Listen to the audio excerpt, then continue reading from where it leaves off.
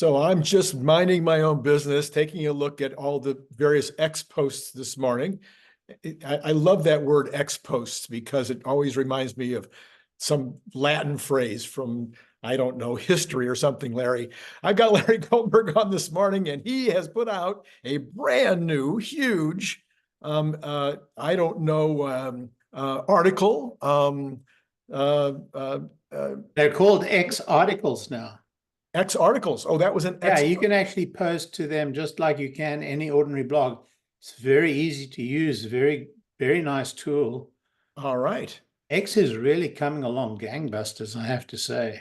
It definitely has been. I actually spoke to that a couple of days ago on this channel. There's a bunch of stuff that are happening that's, I think it's going to be an amazing tool. It already is, but what's to come is just crazy. Well, okay, so Larry, this is on energy, and of course, energy storage has been a big topic on this channel. Just this week, a couple of folks are talking about it passing auto as far as profits are concerned. Elon has said it would probably pass auto as far as revenues were concerned.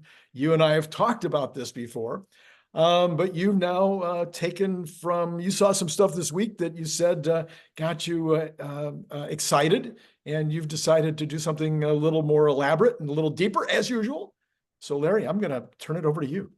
Yeah, there was a analyst who from RBC Capital Markets who claimed in a paper that he released affirming guidance on Tesla that he thought that having visited Tesla and spoken to IR, and of course IR doesn't disclose anything to him that isn't already public because they're not allowed to do that, but he came away with the feeling, with the understanding or the insight that energy was going to be bigger than auto. Now, we've heard actually Elon say in 2019 that energy was going to grow faster than auto. But this is the first time we've heard anybody saying it was going to be bigger in absolute terms than auto, which is quite something. And I decided to put that to the test by looking at published stuff that Tesla puts out. And you know what? He's right. And it's not going to be in too far distance. So I put out this article, happy to share with you, what I found if you're interested. We are ready to hear all about it, Larry. I've believed it for a while. I don't think it's going to be dramatically bigger, but I think it will pass it. But I'd love to see your version of it. So it's yours. Go ahead, share your screen. Let's see what you got. And actually, I think you're absolutely dead on in that supposition about it being a little bit better, if not, comfortably better, but not necessarily by a very large amount. But okay, so what we're looking at here is the master plan. We all know about the master plan, right? Yep. This was the Investor Day deck that spoke to the master plan. And here on the master plan, in one of the very first slides, the very first number is the amount of storage, 240 terawatt hours, the amount of storage that Tesla feel is going to be necessary in the new world to bring us to, freedom or to renewable energy, if we like. So that's a big number, 240 terawatt hours. Just to put it in perspective, what is a terawatt hour? It's an hour of energy generation at a terawatt. A terawatt is 1,000 gigawatts. A gigawatt is 1,000 megawatts. So a terawatt hour is 1,000,000 megawatt hours. Right. So to put that into context, what is a megapack generate by way of energy? Well, it generates about 4 megawatt hours of storage. And the price of that is about $2 million. So if you want to buy 4 megawatt hours of storage, it'll cost you $2 million.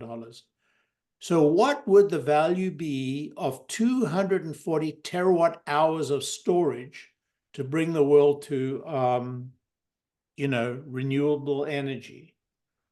Well, 240 terawatt hours would require 60 million megapack hours. 60 million megapack hours. 60 million. Yeah. At about $2 million a piece, that will bring you to about 120 terawatt hours. 120 trillion dollars. Yes, 120 trillion dollars. Yes, yes. Yeah.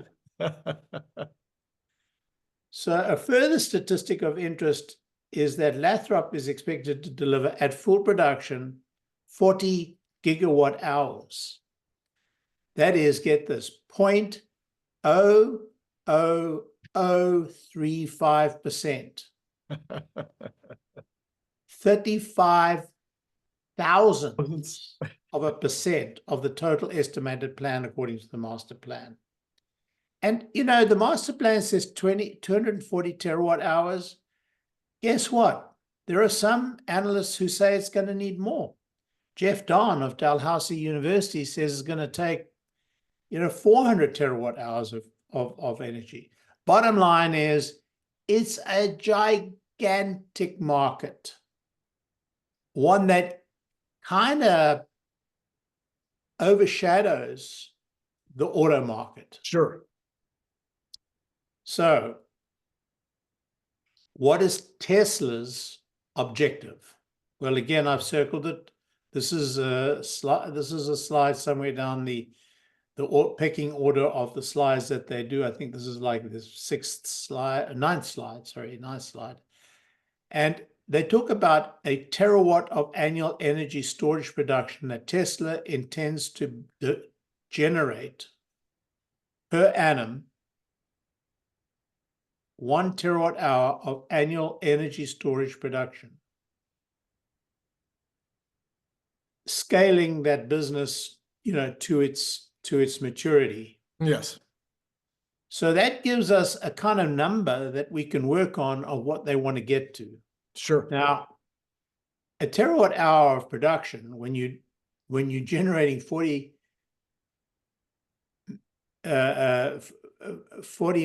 megawatts a year, is it 40 megawatt hours a year? 40 gigawatt. Sorry, 40 gigawatt hours a year. That is a step up. Yeah. A step up by 250 times. So we have to find a way to get there, and we have to figure out what that means from a fiscal perspective. So let's look at what we're doing right now. Tesla Energy, I went to the financials and I extracted the numbers. They delivered 4 gigawatt hours in 2021, 6.5 in 2022, and 14.7 in 2023. Remember what the target was, 1,000. Right. We're at 14.7. So we've got a way to go. That brought in 2.7 million of revenue in 2021, 3.9 billion in 2022, and 6.035 billion in 2023. Okay? Yep. At a cost of goods sold of, almost 3 billion in 2021, 3.6 billion in 2022, and 4.8. So the margins look very, very narrow, right? They climb from, but growing. Pardon? But growing rapidly. But growing, yeah, kind of rapidly. But, it's still anemic. I mean, on $6 billion of revenue to earn $1 billion of profit at a gross profit of 19% is not that exciting. It looks like just another auto business, right? Uh-huh. Wrong. Because in fact, look at this last number, $1 million per gigawatt hour. In 2021, they delivered $700 per megawatt hour, right, per gigawatt hour. In 2022, they got $575 per gigawatt hour. But look, in 2023, it dropped to 371. So what's going on here? Are we actually discounting the Megapacks dramatically from Lathrop? Is it going to be a low volume, a high volume, low margin business? Well, I did a bit of research and the answer is no, it's not. Here's what the research showed. So you probably can't even read this, but It's readable. Yep. it's readable. But in the 2023 timeframe, we actually delivered $3.43 billion of revenue, more than we got paid. Because it turns out that when they delivered these Megapacks, apparently in some contracts or all contracts or particular contracts, they guarantee some performance. And so the customer withholds or is entitled to withhold. No, they've been paid, but they can't recognize that revenue until they achieve that performance. I think, Larry, actually, I'm going to suggest maybe at least that whether they've been paid or not, they may or may not have been paid, they can't recognize it because of accounting principles. Yeah, we don't know what the payment terms Right. are. You're absolutely correct. And it would be speculation to say what they are. But in any event, there's 3.43 billion of unrecognized amounts. They do say of this amount, we expect to recognize 1.05 billion in the next 12 months and the rest over the remaining performance obligation period. Now, there's a lot of verbiage here about money that the customers have paid them, but they can't recognize yet because they haven't delivered the systems yet. That's a whole nother ball game. Right. I don't want to discuss it in this meeting because there actually is a lot of information behind this that we need to delve into, but it has to do with the interconnects, whether the installations that they've done can be switched on due to the interconnects to the grid. And therein lies a whole tale.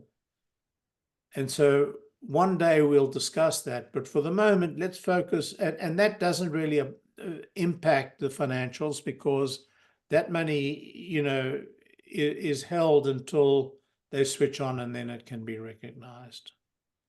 And that's fine. So let's move on to the next slide, which tells us that if we take that performance obligation and we recognize that performance obligation and adjust the numbers for the performance obligation, then under that circumstance, that the actual revenue reported would have been $6 billion. Mm-hmm.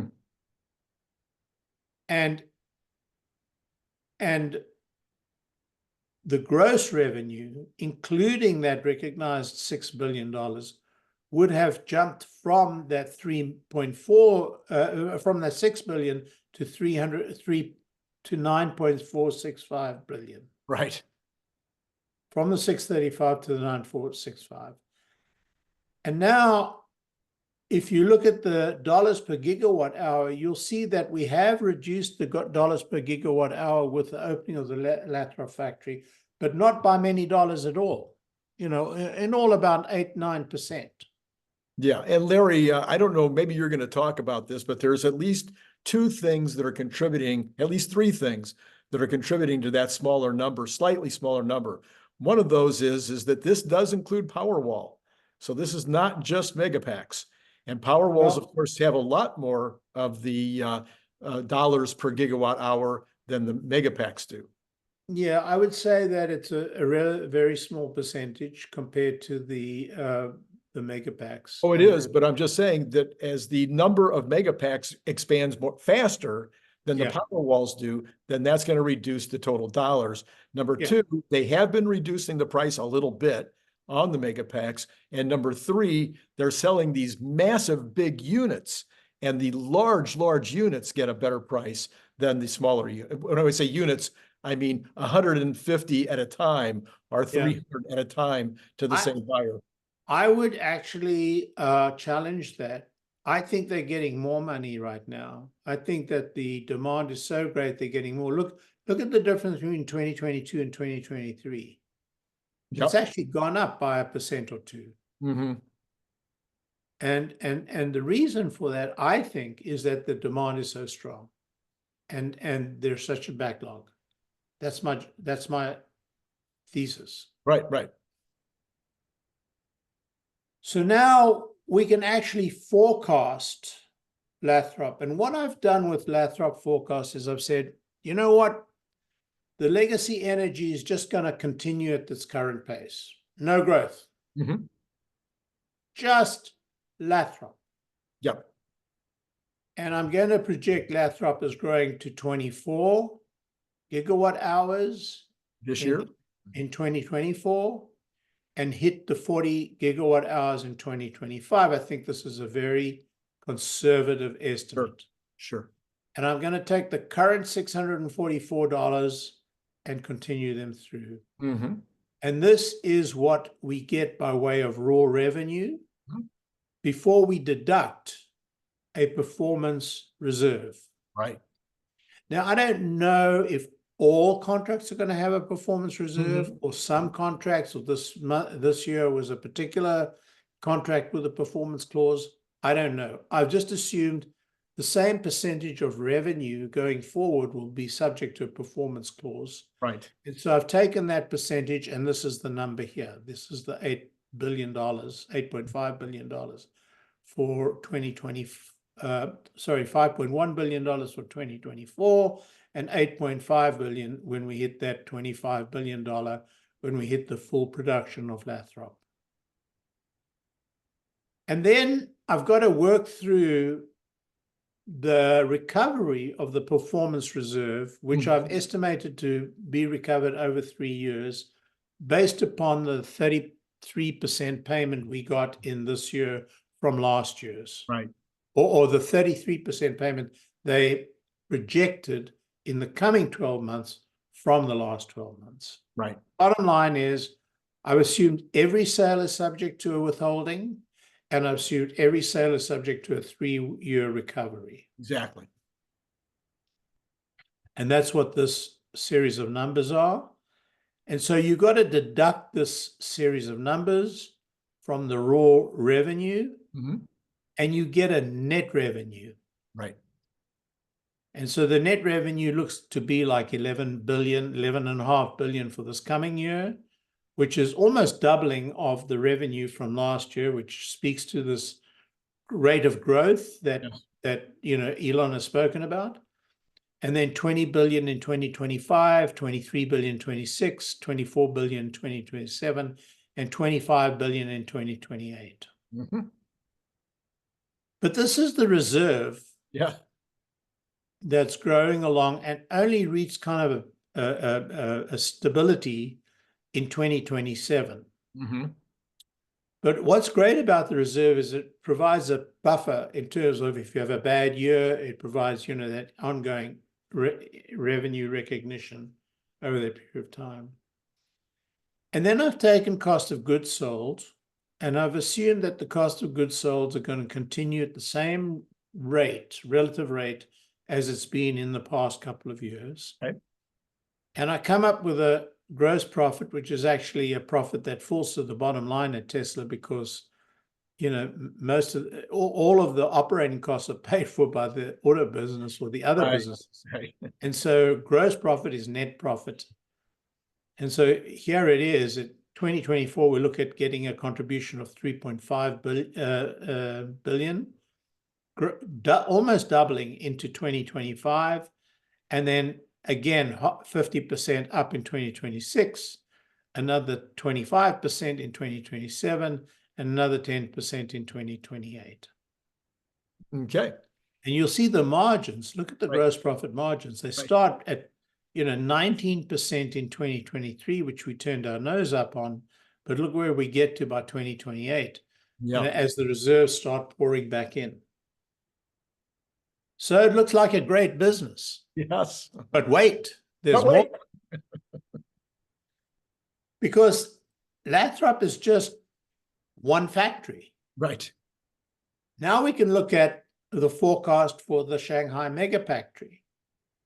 And without going through line by line, functionally it follows the Lathrop growth curve. Right. Starts with 14.7 in 2025. I'm assuming no revenue from China this year. Okay. I'm saying that it's going to start ramping in 2025, roughly aligned with the ramp from Lathrop this last year. Uh-huh. And then 2026 hit 24, and then 40 and 40. I think they'll do better, knowing what we now know about the Chinese, but that's fine. Let's just be very super cautious. And then I assume the revenue is going to be the same per gigawatt hour, although it's possible that in China it's lower, but their costs are lower. So it kind of washes, but I've taken this kind of as a pattern. Sure. And then that gives us a gross profit to the bottom line starting at 1.2 billion in 2025, rising to 10 billion, practically 10 billion in 2028. So we can add the one to the other and we get a sense of this growing business. Right. But wait, there's still more. Here's the more. Here's combining Lathrop and Shanghai and adding new plants in one new plant each year, 26, 27, and 28. Which honestly, I think is a very, very, very conservative view of how the world is going to go if we're going to get to the 240 trillion, 240 terawatt hour. Or even to the 1 terawatt. Or 1 terawatt for just a Tesla, correct. Well, here we go. Here's gigawatt hours in total. Remember the 4, the 7, and the 15 from our history. Jumps to 24 from Lathrop. Jumps to Lathrop and Shanghai 55. Lathrop, Shanghai, and the next new. Lathrop, Shanghai, and the next new. Lathrop, Shanghai, and the next new. So there'll be 3 new plants at this point. 1 plant just starting, another 2 plants really having, reached close to full production, and we're generating 159 gigawatt hours. Not at our 240 yet, but growing towards that at 40 gigawatt hours per year. Well, and only 16% of the 1 terawatt per year that Elon is talking about. So at this, adding 1 a year, we only get to 16, by 2028, we're only at 16% of his goal. Yes, very, very sobering. And yet, you have some fairly substantial profits and revenues coming from this. Well, let's look at that. So I worked through the same numbers, that is to say the performance reserve, the total revenue, which by the way gets to $102 billion. I deduct performance reserve. I come up with a net revenue. Look at the net revenue. 86. What was our profit this year from auto? Well, wait to see this. You're looking at revenues here, though. 86. Yeah. So 80. So 86. Gross profit 34. Yeah, gross profit 34. Yeah, yeah. And what is our gross profit from autos this year? 3. No, gross profit was much higher. Oh, gross profit. Gross profit. You're right. Yeah. I forget the gross profit. 25. Was it 25? No, it couldn't have been. It was in the range of about 15, right? Somewhere in that. Yeah. Somewhere in that ballpark. But anyway, the gross profit rate is like 39%. Right. And again, the revenue being at almost 100 billion at that point, which would put it into that club again, the club of the 100 billion companies. But it would be one more category at 100 billion. Right. And look how far short we are yet. We've got 6 times growth to get through. Yes. Whereas when we're talking about Well, actually, we've got 6 times more growth to get through on auto as well. So yeah. Well, but the auto situation is that when you get to the top on the autos, you're probably capped out. So it's very unlikely that you're going to do more than 20 million cars a year. When you get to that number, you're probably done. 20 million cars at $25,000, it's $500 million. 500 billion, $500 billion. I mean, 500 billion, sorry, $500 billion. I think we get to $500 billion,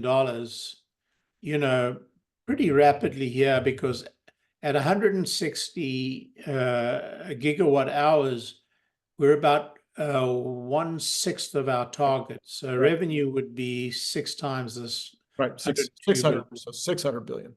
Yep. It's a big business. A big business. And then this graph gives you a sense, this was last year. This is the year to come. This is the $11 billion. This is the reserve. Look at the reserve growing, by the way. Yeah. And this is revenue. And this is margin. Mm-hmm.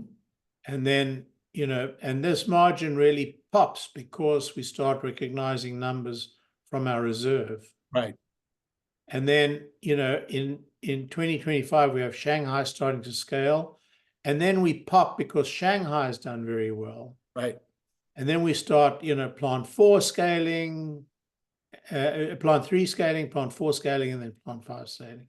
So we get to this, $86 billion of net revenue, which is actually quite a lot more. It's actually over $100 billion of gross revenue if you take this reserve into account. Yes. Oh, yes.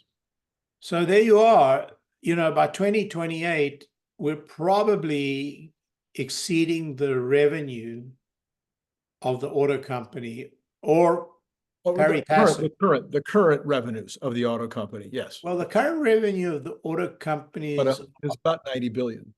Yeah, correct. I'm really thinking of gross margin. Gross margin of auto companies, because the gross margin, 20% is about 20 billion, and we're already at 34 billion here. So right. Exactly. Yeah. All right. Well, that is so this is the summary, that in a short 5 years, Tesla's energy business could deliver almost 35 billion to operating profits annually on $86 billion of sales, contributing significantly to revenue and profitability, while at the same time building revenue reserve backlogs of over 56 billion, with little cost to the operating cost of the company, making huge contributions to the operating margin. Beyond 5 years, the master plan puts Tesla's energy goal at 1 terawatt hours of storage annually, which at today's prices amount to about 6 times the short-term plan, or about $200 billion to $300 billion of revenue, at profits of about 80 billion to 120 billion per annum. Yeah. And, and we've talked about too, Larry, in the past, that it's very likely that the cost per terawatt hour or per gigawatt hour, whatever, is probably going to be coming down, because so will the prices. Because battery prices are coming, the costs are coming down, the prices will come down. So these revenue numbers are likely to be less per gigawatt hour, but it doesn't really take away from the story. The story is a massive growth category that will end up with probably revenues on the order of the auto business, possibly more, and that the net profit the actual profit is probably going to be more than the automotive business. Is that kind of what you're getting to? That's exactly what I'm saying. And I do have a caveat. This is a model. Yeah. And we don't have Tesla Energy's input other than the broad targets of the master plan. And prices and margins will probably decline. But it should now be clear that Tom Narayan and Elon Musk in 2019 were not plucking figures from the air. Right. In all likelihood, Tesla Energy is going to exceed the Tesla auto business, if not in the near future, then certainly in the medium to long term. Right. All right, Larry. Well, that's very cool to see it now projected. I think the timing is is perfect, because I think people are looking for the next Tesla, or they're looking for the next NVIDIA. But they've had it under their nose all the time. It's sitting here at Tesla, and it doesn't even require robots. It can all be done just with the cars and the energy, and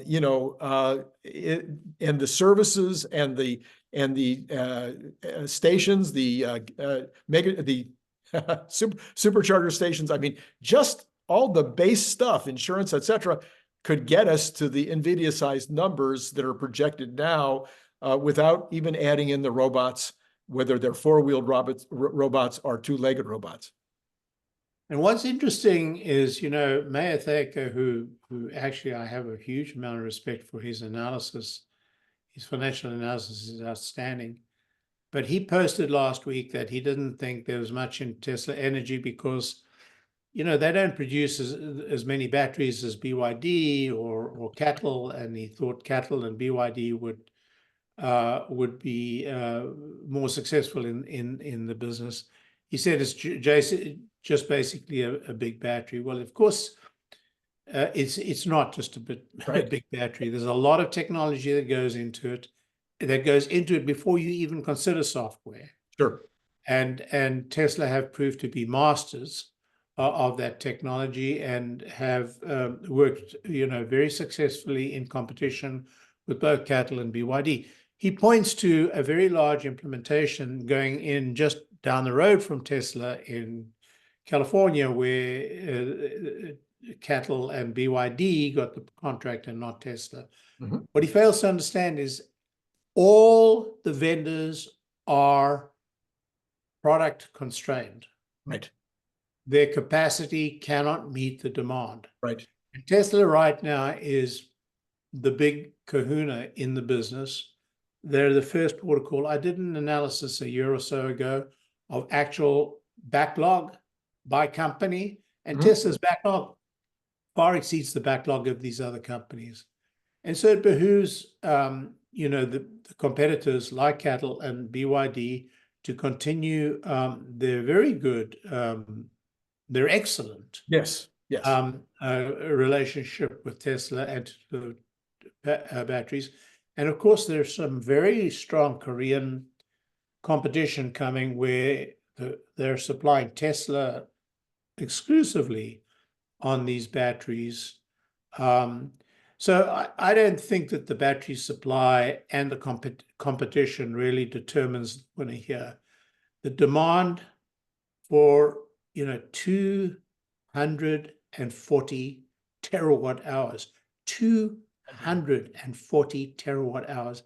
I don't think anybody can comprehend the amount of money that involves. Yes, and we don't really know what happens once you have this massive amount of storage, and the massive amount of solar and wind that's going to have to be paired with it in order to produce the kind of electric future that we're looking at. We don't know how that impacts eventual demand to where it may even be many, many times this.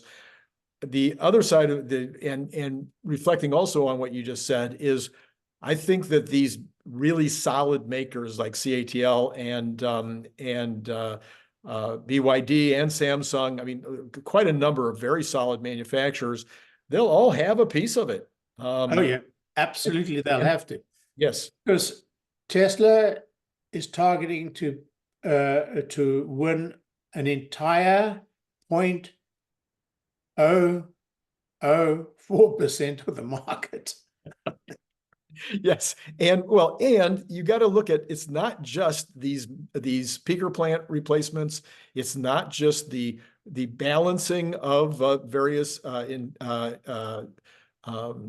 utilities. The balancing, I guess, is number one. According to the expert that I had on my program last year, she said balancing is the number one. Right now. Now, just to put a point on that. Right now, that is the demand, but that's not actually the long-term requirement. It's the increase, just the total increase. The actual requirement is storage, and there are going to be competitive solutions to storage. And in the plan, they talk about that at length. There are competitive solutions, and the solution depends upon the particular application. Right. But for the moment, the battery, actually I was wrong. It's 0.4%, not 0.04, but that they intend to compete for. So 1 terawatt hour is, it's kind of a lock.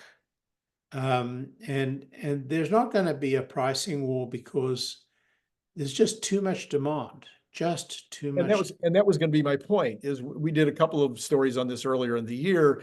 After you've got the balancing, after you've got the peaker plants, after you've got the increase just from pairing it with solar batteries. And I saw a big story the other day on pairing with thermal, because there's a new company that's putting down this thermal opportunity. They really think they've got a solution there, but you still need to pair it with a battery. Right. And so then when you've got all the pairing, you've also got things like industrial, shopping centers, commercial, factories, whatnot. Yeah. It goes on and on and on. And but that piece that you're talking about now is really retail business. Yeah. That's at a much higher price, and right. the volumes are relatively small compared right. to, when you talk about the industrial or the energy requirement, the energy function. I do want to tell you that there is a piece that I'm going to be tackling right now that I've become aware of, and that is the problem of the grid. Yes. There are twofold problems to the grid. The one is the political problem, political in the broadest terms. I don't mean, party political now. I'm talking about the problem of negotiating with the owners of the grid, the right. multiple different owners, and it's a huge problem. It's right. a huge problem.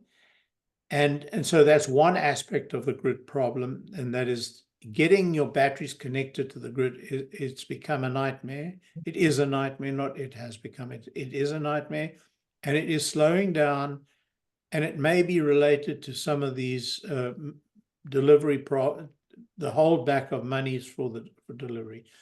The other aspect of the grid, though, is partly political, partly technical, and partly financial.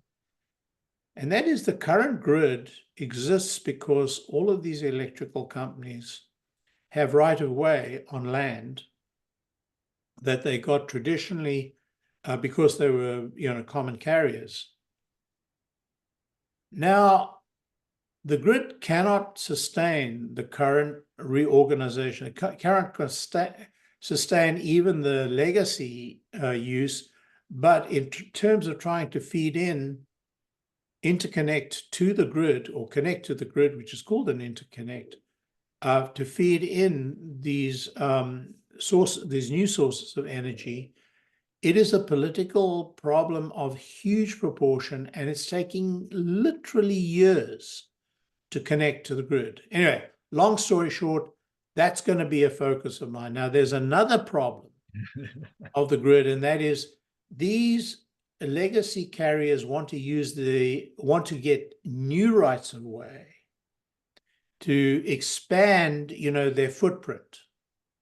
The truth is that the existing rights of way can be modernized with a much, much more modern form of power cable, which would eliminate the need for new rights of way and shorten the cycle time to put up a modern grid by a dramatic amount, by decades, literally decades.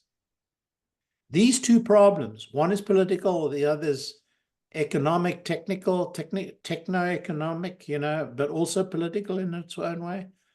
These are what is stopping the United States from entering the new world. And Larry, I'm hoping when you're doing that, Elon has also mentioned, and I've done a couple of programs on this, but I haven't dug into it the way you dig into these things. And the other piece of this is the regionalization.